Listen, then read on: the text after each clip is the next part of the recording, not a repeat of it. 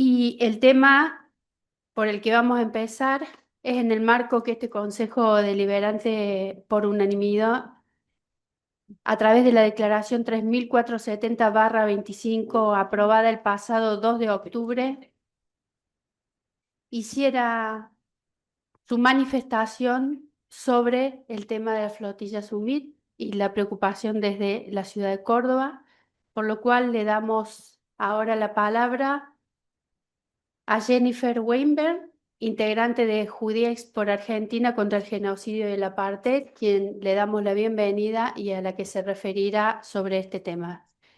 Muchas gracias, Jennifer. Tenés la palabra.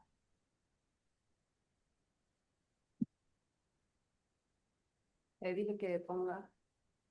Ahí está. Hola, ¿qué tal? ¿Cómo está? ¿Ahí se escucha bien? Sí. Bueno, bueno, ¿qué tal? Muchas gracias por la invitación.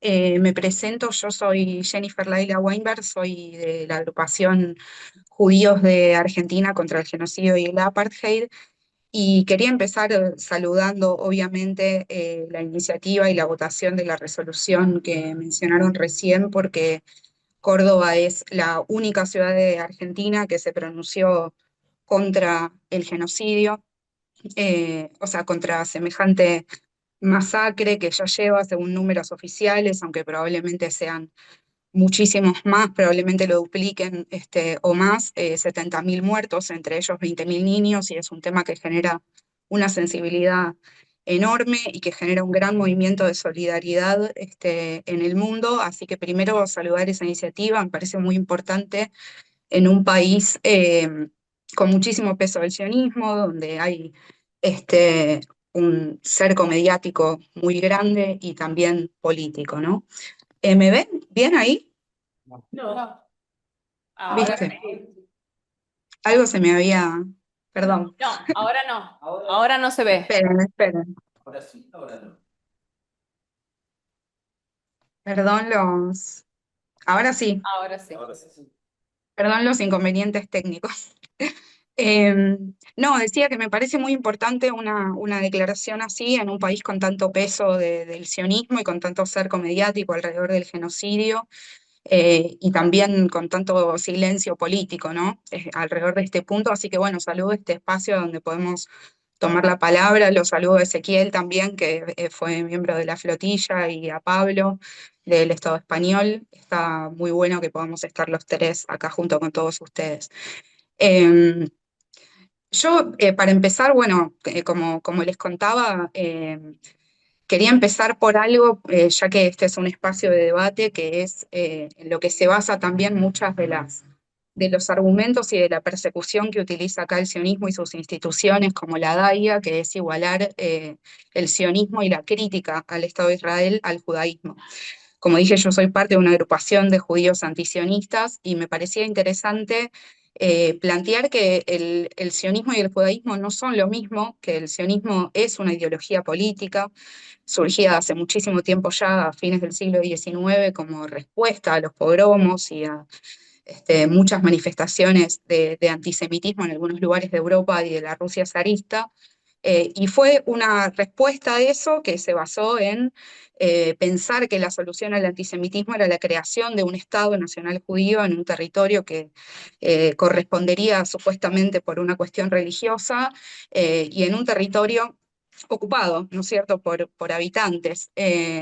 Ya, bueno, en su momento, cuando la Palestina histórica era un protectorado británico, estuvo la Declaración Balfour, a donde se le prometía a los miembros del sionismo un Estado judío en ese territorio, y después de, obviamente, el Holocausto, donde fueron asesinados 6 millones de judíos, se encontró, por supuesto, esa legitimidad para llevar adelante ese proceso en 1948, donde se produce la creación del Estado de Israel y donde se produce la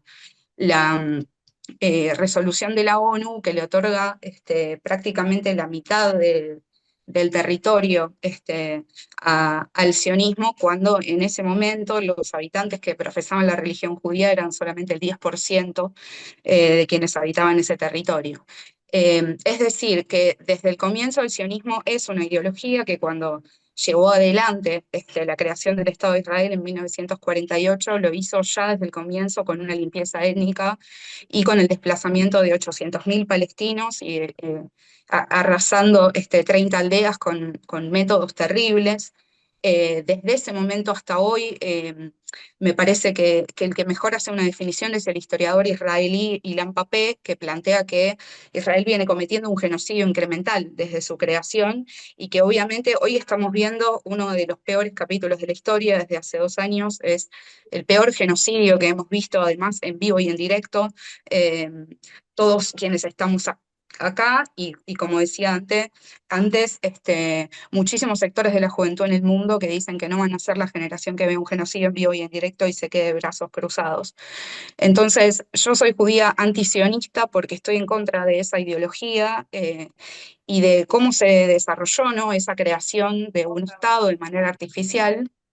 ¿Alguien me dijo algo? Perdón. No, perdón. Ah, perdón. No, cómo se desarrolló la creación del Estado de Israel como un Estado artificial. Se creó como parte de esa propaganda la idea de que era una tierra sin pueblo para un pueblo sin tierra.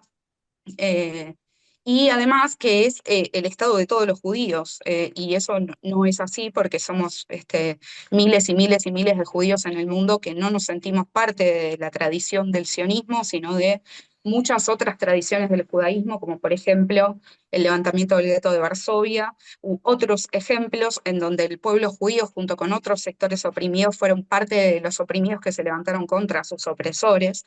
Y en ese sentido, para nosotros es una obligación, por haber sido un pueblo víctima de un genocidio y del holocausto, estar de este lado, ser judíos contra el genocidio y contra el apartheid en el que viven los palestinos desde mucho antes del 8 de octubre, ¿no?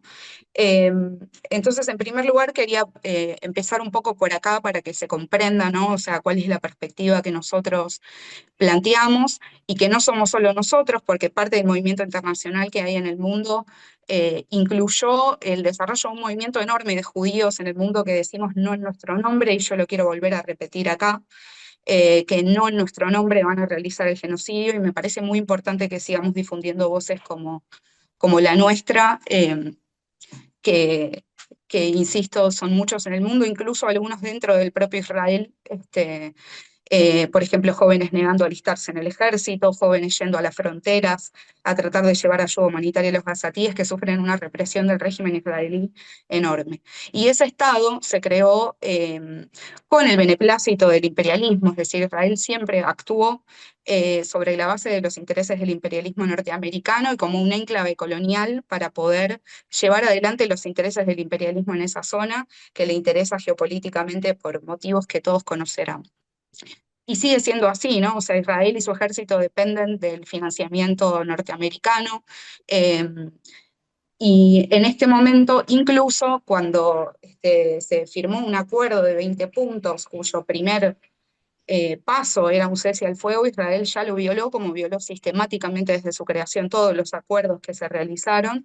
Ya lo violó, el domingo bombardeó nuevamente asesinando a más de 40 palestinos en un solo día, sigue negándose al ingreso de la ayuda humanitaria a la que se había comprometido, y esto era solo un primer paso de un plan que, bueno, desde nuestro punto de vista sigue la lógica colonial e intenta hacer de Palestina un lugar gobernado por el imperialismo en manos de Donald Trump, por personajes como Tony Blair o por sectores de los regímenes árabes, pero no tiene en cuenta la autodeterminación del pueblo palestino, que es lo más importante, ¿no es cierto? Así que bueno, eso por un lado. Yo creo que justamente por todo eso, pelear por la autodeterminación del pueblo palestino y contra el genocidio y contra el apartheid es parte de una pelea contra el imperialismo de conjunto y contra todas esas potencias que, vale mencionar, hoy en Argentina están haciendo una injerencia enorme en nuestro país. Parece que quieren convertirnos nuevamente en un virreinato con Scott Bessent y todos interviniendo con el Tesoro norteamericano directamente en Argentina, opinando sobre las elecciones nacionales. Hay una injerencia del imperialismo, por ejemplo, en los bombardeos a las barcazas venezolanas y en toda una serie de cosas. Entonces yo creo que también esto tiene que considerarse como parte de pelear contra el imperialismo que a través del Fondo Monetario Internacional en nuestro país quiere subyugarnos, ¿no? De la misma forma que quieren colonizar una vez más o mantener la colonización en Gaza, es el mismo imperialismo que está oprimiendo a nuestro país y cometiendo una injerencia enorme. Así que bueno, eso por un lado. Y creo que hasta aquí llega mi exposición. Obviamente estoy abierta a que me hagan todas las preguntas que consideren y que quieran. Seguramente Ezequiel y Pablo se van a referir más a la flotilla de la que fueron protagonistas y al enorme movimiento internacional que hay en Europa, con la huelga general en Italia, con la huelga en el Estado español. Creo que ese es el camino, no hay que confiar en los regímenes árabes ni en el imperialismo, hay que confiar en esa movilización internacional de la cual los judíos antisionistas del mundo somos parte y lo seguiremos siendo y seguiremos hablando de Palestina y seguiremos hablando de una Palestina libre del río hasta el mar. Muchas gracias por la invitación. Gracias, Jennifer. Escuchamos entonces ahora a Ezequiel Perecini, quien fuera legislador de nuestra provincia, con quien he tenido el gusto de compartir algún tiempo en la legislatura de Córdoba y quien fue participante de la flotilla, uno de los 4 cordobeses que participaron de la misma. Bienvenido, Ezequiel. ¿Qué tal? Muy buenos días, buenas tardes. Gracias por la invitación para participar en esta comisión de Consejo Deliberante de la Municipalidad de Córdoba. Efectivamente, me parece relevante que estemos conversando en un organismo que aprobó una resolución muy importante para ser la primera ciudad del país que se pronuncia en torno al genocidio que se está viviendo en Gaza, en el territorio histórico de Palestina, por parte de Israel. Recuerdo que hace ya 15 días conversaba con Guille Torrent, que buscaba que yo pudiera participar de la comisión, y le comentaba que la invitación para participar hace 15 días, el 1 de octubre, a la reunión no iba a poder ser porque ese día estamos esperando que realicen la interceptación, y es así como efectivamente sucedió. La flotilla global Sumud ha sido una expresión de unidad en la lucha, extraordinaria, monumental. Eh, Partimos el 27 de agosto, el 31 de agosto, perdón, desde Barcelona, y navegamos más de 31 días el Mediterráneo en su totalidad, con 50 embarcaciones, con casi 500 personas, activistas, dirigentes, referentes en apoyo al pueblo palestino de 50 países del mundo. Eh, Participamos con orgullo, con responsabilidad de semejante misión, pero cuando nos convocaron, nos invitaron a ser parte de la flotilla global Sumud, no la dudamos, porque nosotros de Izquierda Socialista y con el Frente de Izquierda de los Trabajadores Unidad tenemos una particularidad, que somos una fuerza política que en su programa político tiene un punto particular, que es el apoyo a la lucha del pueblo palestino en contra del genocidio que lleva adelante Israel. Entonces, llevamos adelante en la práctica lo que nuestro programa político nos dice. O sea, los programas políticos no son eslóganes, sino que son formas para la acción, y es así que participamos de la flotilla Global Sumut. La flotilla Global Sumut navegamos el mar Mediterráneo y superamos todos los inconvenientes que se presentaron, entre ellos los ataques con drones, que fueron literalmente pequeños bombardeos sobre los barcos con los que llevábamos ayuda humanitaria para tratar de llegar a Gaza, con el objetivo de romper el cerco con el cual Israel utiliza el hambre como un método de guerra para aplicar su genocidio. Llevamos esa ayuda humanitaria, y Ben-Gvir, el ministro de Seguridad de Israel, dijo claramente que nos iban a detener y que nos iban a tratar como terroristas. Pero mientras navegábamos el mar Mediterráneo veíamos cómo la movilización de los pueblos del mundo iba creciendo claramente para apoyar al pueblo palestino y rechazar el genocidio que lleva adelante Netanyahu y el Estado de Israel. Mientras navegábamos vimos y fuimos parte de la movilización que en el Estado español impidió la realización de la vuelta ciclística más importante del país, de la Vuelta a España. Eh, Llegando a las costas de Italia vimos y sentimos como propio la huelga general muy importante que realizó la clase trabajadora italiana, acompañada por una movilización de masas en más de 82 ciudades. Mientras estuvimos en Túnez, recibimos el apoyo de esa heroica juventud que se acercaba al puerto de Biserta todas las noches para corear canciones en nuestro apoyo, y eso nos daba la fuerza para seguir navegando el mar Mediterráneo a pesar de las amenazas y sabiendo desde un primer momento que íbamos a ser interceptados, lo que terminó sucediendo el 1 de octubre. El 1 de octubre, un barco de guerra se acercó a la flotilla Global Sumud, particularmente al barco Sirius, en donde yo navegaba junto con mi compañero Juan Carlos Giordano, diputado nacional del Frente de Izquierda y de los Trabajadores Unidad. Eh, Más de 20 agentes de la Marina, de la Armada de israelí se subieron a nuestro barco, nos redujeron, nos quitaron todas nuestras pertenencias y nos trasladaron durante una navegación de un día completo hasta el puerto de Asdod. Allí llegamos 24 horas después de la interceptación, que fue a las 20:30. Llegamos a la noche del día 2 al puerto de Asdod. Allí nos ubicaron en un playón de estacionamiento como si estuviéramos en Guantánamo.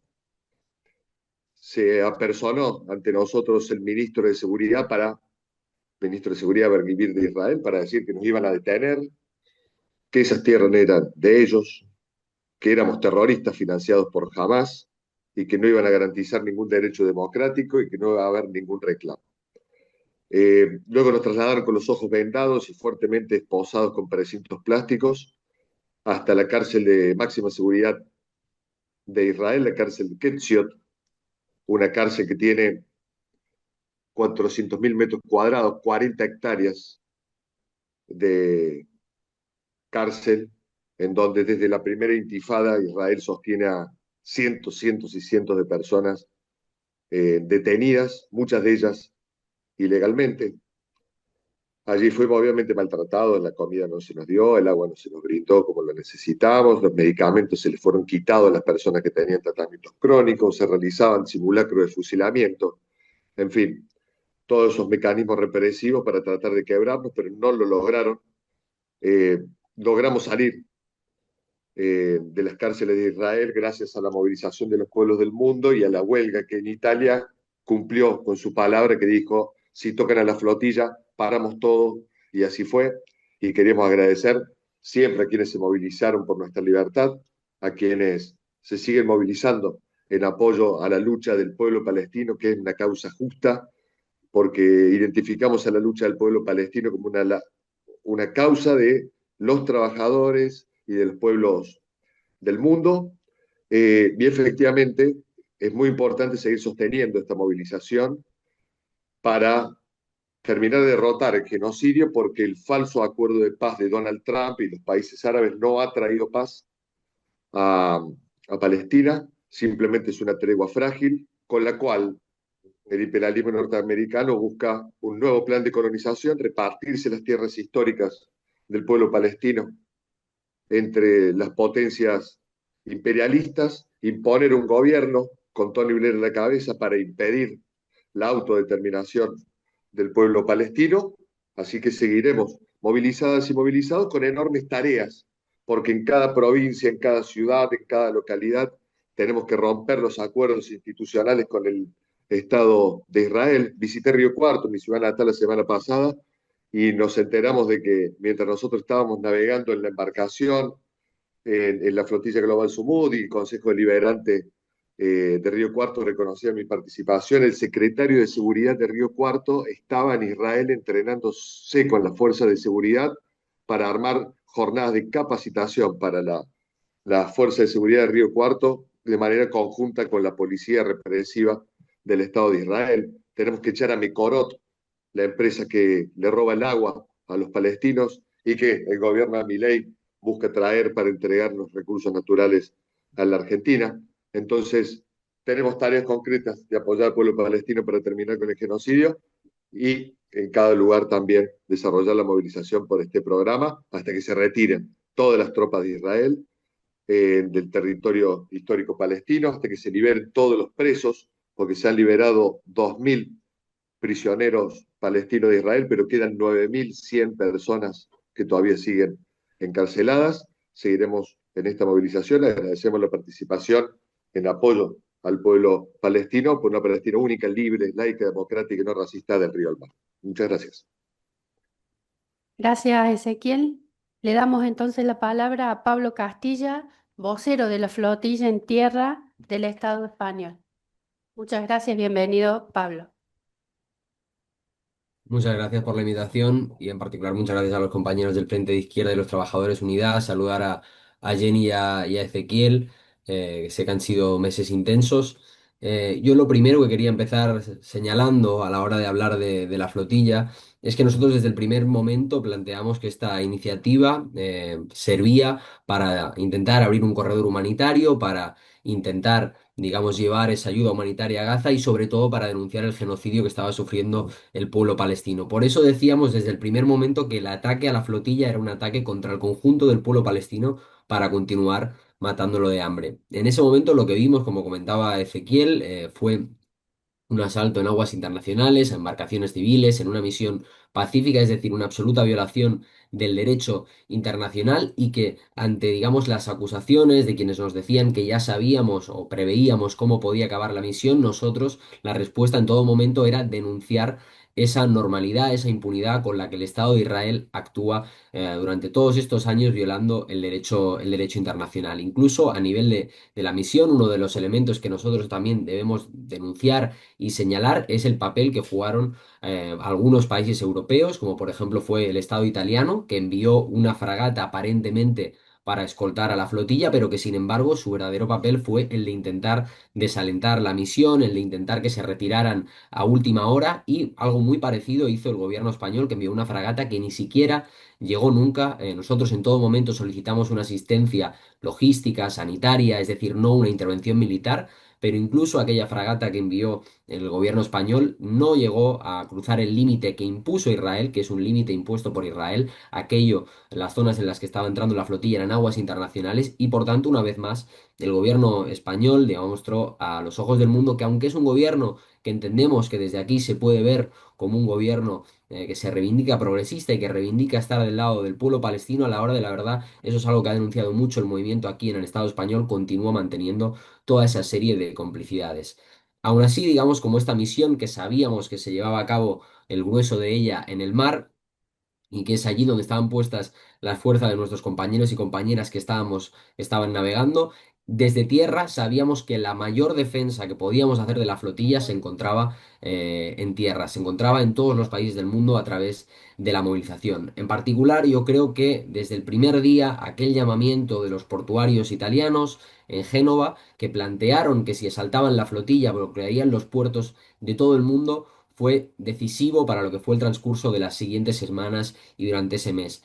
Sobre todo porque lo que puso en el centro fue la capacidad, la fuerza que tenían los trabajadores para no solo mover el mundo, no solo para hacer funcionar los puertos, no solo para hacer funcionar las distintas partes de la economía, como ya habían demostrado en la pandemia, sino que en este caso podían ser también y jugar un papel clave a la hora de detener el genocidio. Ese llamamiento de los portuarios italianos en Génova fue seguido por los estudiantes allí en Italia y lo replicamos también en el Estado español. Aquí en el Estado español dijimos desde el movimiento estudiantil que el día que asaltaran la flotilla vaciaríamos las aulas en solidaridad con Palestina y con aquellos que estaban navegando y también que iríamos a una huelga estudiantil al día siguiente.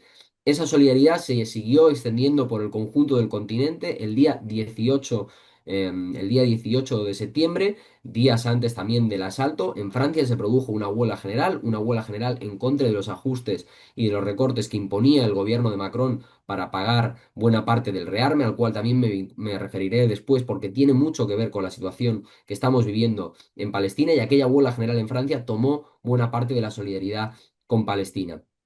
Como digo, la solidaridad se extendió y, por ejemplo, aquí en el Estado español, el día que asaltaron la flotilla, hubo una huelga estudiantil en todos los niveles educativos, desde secundaria hasta la universidad. Y en el caso de Cataluña, en la región en la que vivo, hubo una huelga educativa general. Es decir, no solo paramos los estudiantes, sino que también los docentes, los trabajadores y trabajadoras de la educación no docentes pararon ese día. Desde el sector de la educación es uno de los sectores que más se viene movilizando en solidaridad con Palestina, son conocedores del papel que juegan como enseñantes, incluso poniendo sobre la mesa las estadísticas que hay que desde que empezó el genocidio muere al día una clase, el equivalente a una clase de niños y niñas en Palestina. Decir que ante eso el curso no podía arrancar con normalidad y los docentes también jugaron el papel en ese momento. Vimos a lo largo de esas semanas, como comentaba Ezequiel, diferentes acciones de boicot y de denuncia a las comunidades, a las actividades deportivas que se estaban llevando a cabo. Hubo acciones de boicot a lo que era la Vuelta Ciclista a España. Se señaló la participación de un equipo israelí y la normalización con la que aquello se estaba produciendo. Durante estas semanas hemos oído en muchos medios de comunicación que se habla, digamos, de que no se puede politizar el deporte. Sin embargo, la respuesta que cada vez están demostrando más estas movilizaciones es que en realidad ya existe una politización del deporte, ya existe un blanqueamiento del Estado de Israel a través de las competiciones deportivas, como lo es también a través de las competiciones culturales, como pueden ser el Festival de Eurovisión en Europa, y que por tanto es también un elemento al cual debemos señalar y denunciar. En todo este marco de movilizaciones, en todo este transcurso de manifestaciones que llenaron las calles de Europa y en el Estado español en particular, estuvo en el centro siempre la denuncia a la complicidad de nuestros gobiernos.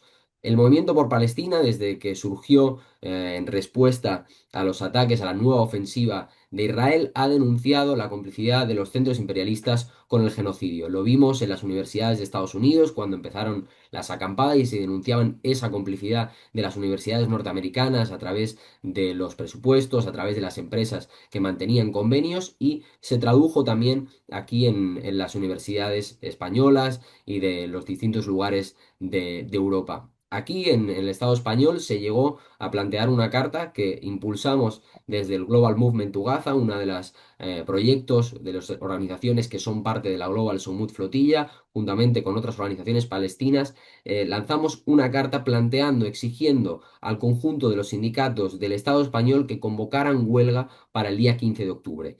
Ese día, los dos principales sindicatos del Estado, Comisiones y UGT, habían convocado un paro de tan solo 2 horas, y por eso planteamos la necesidad, la exigencia de que los grandes sindicatos, juntamente con la izquierda sindical, convocaran a un paro de 24 horas.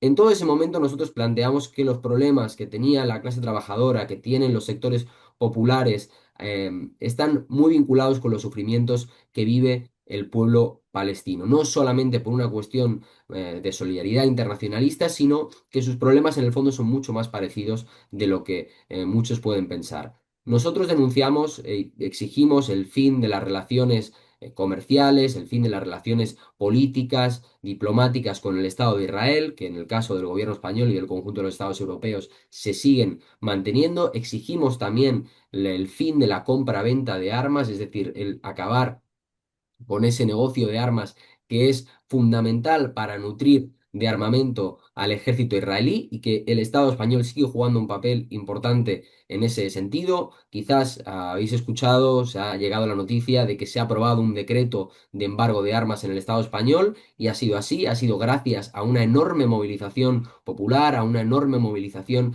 en las calles, que ha conseguido imponer al gobierno que acepte y que incremente y que imponga ese decreto ley, pero todavía sigue habiendo grandes excepciones, como son cuestiones de interés general, y ante un rearme sabemos lo que quiere decir eso exactamente. Siguen estando bases de la OTAN, bases de Estados Unidos en territorio español, que no son contempladas dentro de ese embargo de armas. Sigue habiendo tráfico de armas hacia Israel en el territorio español, y por tanto, digamos, el movimiento sigue denunciando ese fin de la complicidad, ese fin de las relaciones con Israel y de la compraventa de armas por parte del gobierno español. En todos estos meses Como digo, llegamos a ir en la semana pasada a una huelga general por Palestina que se llevó a cabo el 15 de octubre y que mantuvo esas demandas de exigencia de ruptura de relaciones, de fin del comercio de armas, también de la apertura de un corredor humanitario, porque ante la noticia, digamos, del alto al fuego, del acuerdo del alto al fuego, sabemos que esa entrada de ayuda humanitaria sigue bloqueada en gran parte, como han denunciado la compañera, y que por tanto debíamos seguir movilizándonos ante esa situación. Es muy importante para nosotros el fin de esa complicidad que tienen los estados imperialistas con el Estado de Israel, están detrás de su existencia, de su vigencia, de su dominio en el territorio, y en el momento en el que estamos es una situación clave. Nosotros decimos que en un contexto en el que las grandes potencias imperialistas del mundo se están preparando para la guerra, nos están hablando de aumentar presupuestos militares, la lucha por la liberación del pueblo palestino como una gran lucha de los pueblos oprimidos y de la clase trabajadora es fundamental para enfrentar ese rearme. Para que nos hagamos una idea también de hasta dónde llega esta situación y el punto en el que estamos, como comentábamos, el alto el fuego que llegó y que fue recibido con gran esperanza por parte del pueblo palestino, sabíamos que era un alto el fuego que no tenía ninguna garantías porque Israel lo había violado innumerables veces y lo ha vuelto a hacer en los últimos días. Es un alto el fuego que queda en manos de Trump y de Tony Blair, es decir, Trump, el mismo que había denunciado y había afirmado que quería construir un resort en Gaza, Tony Blair, amigo de Bush y de Aznar, que en España lo conocemos bien, promotor también de la guerra de Irak, y que por tanto era un acuerdo en el que no podíamos confiar, ni siquiera tampoco en aquellos gobiernos árabes que se intentaba presentar como mejores aliados para la situación, entre ellos, por ejemplo, Turquía o Egipto, que si recordamos o si recuerdan también la iniciativa de la Marcha Global a Gaza, que este verano trató de llegar a Rafah pasando por el Cairo. Fue una marcha muy reprimida duramente por Egipto y que por tanto demostraba tampoco que no podía ser un aliado en esa situación. En el contexto que vemos y que decimos, la Global Summit Flotilla como iniciativa surgida de la sociedad civil, de los movimientos sociales, de los sindicatos, de las organizaciones estudiantiles, de los derechos humanos, ha servido para mí para poner en el centro esa necesidad de solidaridad con el pueblo palestino como un freno también a el avance del imperialismo en la región, al papel que juega Estados Unidos y al papel que juegan también las empresas europeas, las empresas de las principales potencias, y por tanto la necesidad de continuar con esa movilización, de no caer en la desmovilización ahora mismo, sino que es más importante que nunca recuperar esa confianza, recuperar esa chispa que ha encendido la Global Summit Flotilla para que siga sirviendo de freno y de motor para la lucha por la liberación del pueblo palestino, y también para parar este rearme que están intentando imponer en Europa, en Estados Unidos, y que sabemos que tiene consecuencias sobre la clase trabajadora de todo el mundo, y que al final detrás de ello están los mismos gobiernos que ahogan con deuda externa, con expolio a través de las grandes empresas a los países en América Latina, en Asia y en África. Así que ese es el espíritu de alguna manera que queremos que la Global Summit Flotilla, más allá de lo que ha sido esta experiencia, lleve para plantear que la lucha en solidaridad con Palestina es en realidad la lucha por el conjunto de la liberación de todos los pueblos del mundo. Gracias, Pablo, muy ilustrativo. No sé si algún concejal quiere hacer alguna consulta. Sí, bueno, muchas gracias, Zoer. En primer lugar, agradecerle a Pablo, a Ezequiel, a Jennifer por darnos su tiempo, sobre todo Pablo, que estamos con diferencia horaria ahí. Muchas gracias. Y no, tenía algunas preguntas, pero creo que se fueron respondiendo en la propia intervención de cada uno de ellos. Me había quedado la duda por esto que decía Jenny en torno al problema de la ayuda humanitaria, pero lo mencionó Pablo y lo retomó señalando que si bien el Estado de Israel está haciendo publicidad de que la ayuda humanitaria está llegando, es totalmente limitada todavía, como señalaban. Iba más en torno a eso la pregunta. Y la última era también lo que acaba de mencionar, digamos, sobre el impacto. Vos decías, Pablo, cómo impacta, digamos, sabemos bien el impacto del rearme militar en los estados europeos, entonces quizás por ahí muy brevemente, porque ya tenemos otros invitados aquí en la reunión, si podés desplegar de qué manera impacta el rearme militar y la cuestión de las armas en la mayoría del pueblo trabajador español, por lo menos, ¿no? Sí, de forma muy breve, en el caso, por ejemplo, de Francia y de Alemania, ya anunciaron los presidentes de los diversos países que, digamos, la época del famoso estado del bienestar, que sabemos también que en gran medida se sufragó durante muchos años del expolio de países en América Latina y de otros lugares del mundo, que la época del estado del bienestar se había acabado. Ya se habían empezado a poner recortes en Francia, en Alemania, como digo, la huelga general que hubo en Francia tenía mucho que ver con ese ajuste del rearme. En Italia también lo tomaban en las denuncias en su huelga general y aquí en el Estado español es un gobierno que ya con el gobierno anterior se aumentó el gasto militar de forma histórica, ahora se está tratando de aumentar también y eso sabemos que en última instancia va a repercutir en recortes en pensiones, en sanidad, en educación, incluso aunque no lo hicieran, nosotros le decimos que el impacto que tiene para la clase trabajadora significa forzarnos a nuevas guerras en nombre de la paz, cosa que nunca lleva a ningún lugar y que en realidad es para beneficiar a las mismas empresas de siempre. Para que nos hagamos quizás una idea muy ilustrativa de cuáles son las empresas que se están beneficiando de este rearme, probablemente conozcan a Florentino Pérez, el presidente del Real Madrid, del club de fútbol, pues hace muy poco salía el anuncio de que su empresa, ACS, había sido una de las principales beneficiarias de un contrato megamillonario del aumento de defensa de Trump y también es una de las que se prepara para conseguir los nuevos presupuestos militares aquí en el Estado español, fichando incluso al que ha sido director de la Armada, de infraestructuras de la Armada española en los últimos tiempos. Así que de alguna manera muy ilustrativa vincula, explica, digamos, cómo afecta, quiénes son los beneficiarios de ese plan de rearme y quiénes pagamos los costes a largo plazo. Bueno, muchísimas gracias. Bueno, nuevamente muchas gracias. Gracias a Zoer, a Gustavo por la invitación, a quienes se hicieron el tiempo para participar. Nos hubiera gustado tenerlos antes en aquella comisión que finalmente no fue, aunque también estaba complicado, como mencionaba Ezequiel, porque era justo el día de la interceptación de la flotilla. Y bueno, nada más que agradecer, creo que es importante para nosotros tener la voz de primera mano de ustedes en esta comisión. Por mi parte, nada más, muchas gracias. Gracias, Laura, y también es bueno resaltar tu proactividad y tu compromiso con este proyecto, pero más que nada con toda la situación que se vive. Digo, nosotros somos concejales de una ciudad, la segunda ciudad de Argentina, pero no somos ajenos a lo que pasa en el mundo y todo está interrelacionado por las empresas, por los hijos o parientes que se fueron y están del otro lado del charco, como dicen los españoles, o simplemente por ver cuando fracasa la diplomacia y la muerte en moneda corriente, no solamente en Medio Oriente, sino también en Ucrania, en Rusia y en tantos otros lugares que estamos fallando como sociedad a las, al derecho internacional por sobre todas las cosas.